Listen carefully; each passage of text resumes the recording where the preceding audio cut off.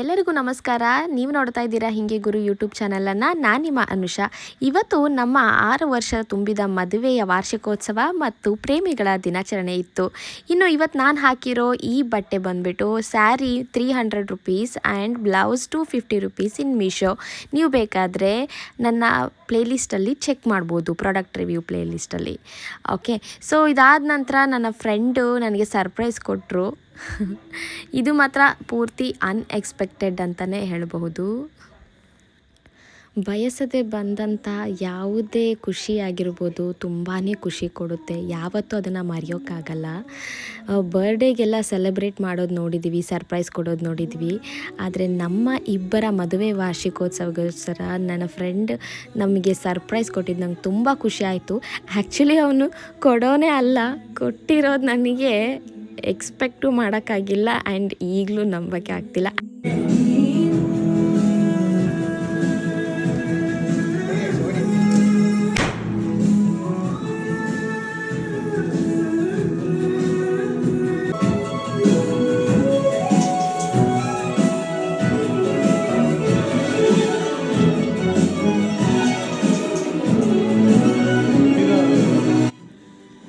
ನನ್ನ ಮುಖದ ಮೇಲಿರೋ ಈ ನಗುನ ನಾನೇ ನೋಡಿ ಆಶ್ಚರ್ಯ ಆಗ್ತಿದ್ದೀನಿ.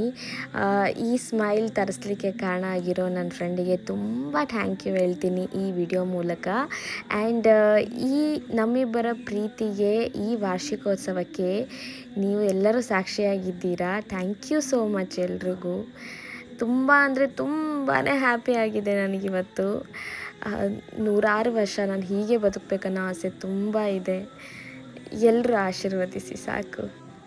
ಒಬ್ಬರು ಪಾರ್ಟ್ನರ್ಗೆ ಪ್ರೀತಿ ಅನ್ನೋದು ತುಂಬ ಇಂಪಾರ್ಟೆಂಟ್ ಆಗುತ್ತೆ. ಆ ಪ್ರೀತಿ ಸಿಕ್ಕಾಗ ಯಾವತ್ತೂ ಯಾವ ರಿಲೇಷನ್ಶಿಪ್ಪು ಕೂಡ ಬೇಜಾರಾಗೋದಿಲ್ಲ. ಪರಸ್ಪರ ಹೊಂದಾಣಿಕೆ ಮತ್ತು ಪ್ರೀತಿ ಇದ್ದರೆ ಎಲ್ಲ ದಿನವೂ ವಾರ್ಷಿಕೋತ್ಸವದ ರೀತಿಯಲ್ಲಿನೇ ನಾವು ಆಚರಿಸ್ಬೋದು. ಎಲ್ಲ ದಿನವೂ ವ್ಯಾಲೆಂಟೈನ್ ಡೇ ಆಗಿರುತ್ತೆ. ಸೊ ದಯವಿಟ್ಟು ನಿಮ್ಮ ಪ್ರೇಮಿಗಳನ್ನು ಅರ್ಥ ಮಾಡ್ಕೊಳ್ಳಿ, ಚೆನ್ನಾಗಿ ಜೀವನ ಮಾಡಿ ಎಲ್ಲರೂ. So once again happy Valentine's day ಎಲ್ರಿಗೂ. ಇದೇ ಫಸ್ಟ್ ವಿಡಿಯೋ ಅನಿಸುತ್ತೆ ನಾವು ಡ್ಯಾನ್ಸ್ ಎಲ್ಲ ಮಾಡಿ ಹಾಕ್ತಾ ಇರೋದು. ತುಂಬ ಖುಷಿ ಆಗ್ತಿದೆ. ಈ ಥರ ಸ್ಪೆಷಲ್ ಇವೆಂಟ್ ದಿನ ನಮ್ಮ ಹಸ್ಬೆಂಡ್ ಬಂದ್ಬಿಟ್ಟು ಡ್ಯಾನ್ಸ್ ಮಾಡೋಕ್ಕೆ ಒಪ್ಕೊಂಡು ಆ ವಿಡಿಯೋ ನನಗೆ ಸಿಕ್ಕಿ ನಾನು ಯೂಟ್ಯೂಬಲ್ಲಿ ಹಾಕ್ತಿದ್ದೀನಿ ಅನ್ನೋದೇ ನಂಬೋಕ್ಕಾಗ್ತಾ ಇಲ್ಲ ನನಗೆ. ಜಸ್ಟ್ ಲೈಕ್ ಹೀರೋಯಿನ್ ಥರ ಫೀಲಲ್ಲಿದ್ದೆ ನಾನು. ಅದಕ್ಕೇನು ಕಮ್ಮಿ ಇಲ್ಲ, ಫೀಲ್ ಮಾಡೋಕ್ಕೇನು ದುಡ್ಡು ಕೊಡಬೇಕಾಗಿಲ್ವಲ್ಲ. ಇರೋಷ್ಟು ದಿನ ಖುಷಿಯಾಗಿ ಪ್ರೀತಿಯಿಂದ ಇದ್ಬಿಟ್ರೆ ಆಯ್ತಲ್ವಾ. ಬೆಳಿಗ್ಗೆ ಲೇಟ್ ಆಗಿರೋದ್ರಿಂದ ಆಫೀಸಿಗೆ ಹೋಗೋಕ್ಕೆ ಲೇಟ್ ಆಗುತ್ತೆ ಅಂತ ದೇವಸ್ಥಾನಕ್ಕೆ ಹೋಗೋಕ್ಕೆ ಆಗಲಿಲ್ಲ. ಸೊ ಹಾಗಾಗಿ ಸಂಜೆ ಹೊತ್ತು ನಾವು ಹಂಪಿಯಲ್ಲಿರುವ ಕೋದಂಡರಾಮ ದೇವಸ್ಥಾನಕ್ಕೆ ಹೊರಟಿದ್ವಿ. ಸೊ ಈ ದೇವಸ್ಥಾನ ಬಂದ್ಬಿಟ್ಟು ನಂಗೆ ತುಂಬಾ ಇಷ್ಟ. ಯಾಕಂದರೆ ಇಲ್ಲಿ ರಾಮ ಲಕ್ಷ್ಮಣ ಸೀತಾ ಮಂದಿರ ಮತ್ತು ಯಂತ್ರೋದ್ಧಾರಕ ಹನುಮಂತ ಕೂಡ ಇದ್ದಾರೆ. ಸೊ ಎಲ್ಲರನ್ನೂ ನಾವು ಒಟ್ಟಿಗೆ ನೋಡ್ಬೋದು, ಹಾಗೆ ನದಿ ಹತ್ತಿರ ಇರುವಂಥ ಸುಂದರ ಕ್ಷಣಗಳನ್ನು ಅನುಭವಿಸ್ಬೋದು ಅಂತ ನಾನು ಯಾವಾಗಲೂ ಈ ದೇವಸ್ಥಾನನ ಇಷ್ಟಪಡ್ತೀನಿ. ಮತ್ತು ತುಂಬ ಹಳೆ ಕಾಲದ್ದು ಆಗಿರೋದ್ರಿಂದ ಆವಾಗಿನ ಕಾಲದಿಂದಲೂ ಇಲ್ಲಿ ಪೂಜೆ ನಡ್ಕೊಂಡೇ ಬರ್ತಾ ಇದೆ, ಈಗಲೂ ನಡೀತಾ ಇದೆ.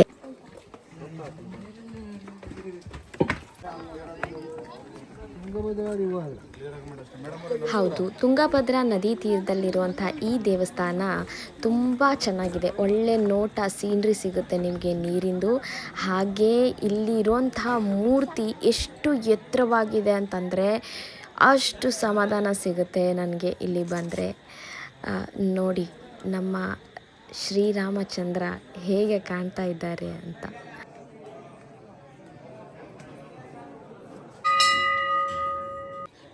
ಇವರ ದರ್ಶನ ಆದರೆ ಮನಸ್ಸಲ್ಲಿರೋ ಎಷ್ಟೋ ಭಾರ ಇಳಿದೋಗುತ್ತೆ, ಟೆನ್ಷನ್ ಎಲ್ಲ ಮಾಯನೇ ಆಗುತ್ತೆ. ಅಷ್ಟು ಸಮಾಧಾನವಾಗಿರ್ತಾರೆ ನಮ್ಮ ಶ್ರೀರಾಮಚಂದ್ರ. ಸೊ ಇವಾಗ ಇಲ್ಲಿ ನೋಡಿ, ನದಿ ಎಷ್ಟು ಎಷ್ಟು ನಿಮಗೆ ಚೆನ್ನಾಗಿ ಕಾಣಿಸುತ್ತೆ ಅಂತಂದರೆ ಈವ್ನಿಂಗ್ ಟೈಮ್ ನೀವು ನೋಡಿದಾಗ ತುಂಬ ಖುಷಿ ಆಗುತ್ತೆ. ಇಲ್ಲಿ ಎಲ್ಲರೂ ಸಹ ಬರ್ಬೋದು, ಫ್ಯಾಮಿಲಿ ಫ್ರೆಂಡ್ಸ್ ಎಲ್ಲರೂ ಬರ್ಬೋದು. ಹಾಗೆ ನೋಡಿ ಅಲ್ಲಿ ಕಾಣಿಸ್ತಾ ಇದೆಯಲ್ಲ ದೂರದ ಬೆಟ್ಟದಲ್ಲಿ, ಈ ಬೆಟ್ಟದಲ್ಲಿರೋದು ಹನುಮನ ಜನ್ಮಸ್ಥಳ ಕಿಷ್ಕಿಂಧ.